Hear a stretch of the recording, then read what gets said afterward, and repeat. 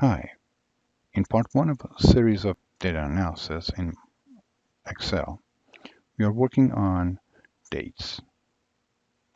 Assuming we have a date, we are interested to find out year, month, weekday, number of weeks, and quarter using the functions that's available in Excel 365.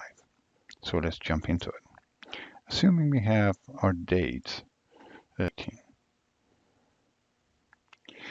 you want to find a year, use a function called year. So equal sign, year, select the date that you have up here, and then enter. That's how you get your year. If I want to get the month, what I have to do is equal sign, month, select my date, which is the serial number for the date, close parentheses, enter. And that shows up at month 2 as February. Also, if you're interested to find out January, February, March, and so on and so forth, so it would be much easier to have it that way rather than just show up number 2. We know this 2 represents month of February, but I want to have this thing to spell it out for me. So there's a function in Excel called choose. Let's start right here. Say equal sign, choose. If you're not familiar with this, you can actually use the function with this one and then click on function so you can get the choose function argument, and you can follow that one through. It's required to have an index, and in this case, index is what we're looking for. This is the one, this is the field that we are looking for, and the values should be either January, tab, February, March, and then you pressing OK. It shows up as February. There are other methods to actually do this. Let's say 1, let's say 1, 2, and then carry this one all the way to 12. And then you have January, follow that one to December. I can use the function, in this case, called VLOOKUP. My lookup value would be this. My table array, in this case, is this. The index column that I'm looking for to return is second column, which is January, February, the numbers, 2. And range lookup, my logical would be false in this case, which is exact lookup. Now I click OK, and I still get the February. So there are two methods for you to use in this case, whichever is easier for you to use. And for weekday, if you're interested to find your weekday, equal. As soon as you type weekday right here, and it's giving you the serial number. So I'm looking at the date, the serial number.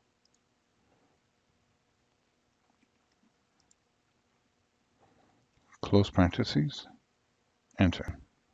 I like to write down Monday, Tuesday, Wednesday, Thursday, and so on and so forth. So we are trying to find out that one.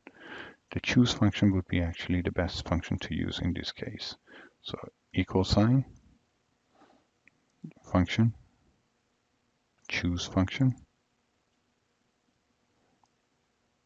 what I'm looking for, this, my values would be Monday, Tuesday, and you go all the way up to Sunday. At this point, pressing OK, and it just happened to be weekday would be on Monday. On February 4th, 2018 was Monday. Week num equal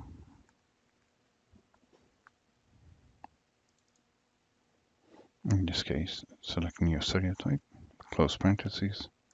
Okay, that gives you the 6th week of a year. Quarter, however, that's a little bit different. In order for you to use the quarter, you have to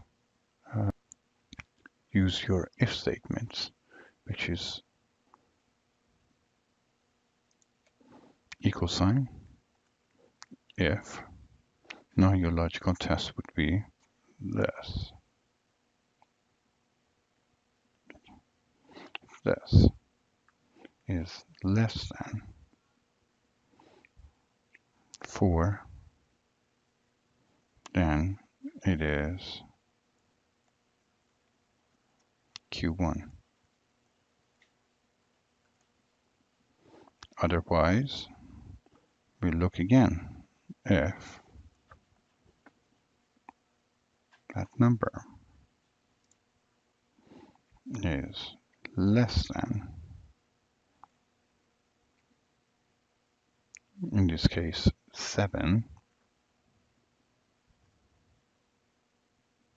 then it is Q2.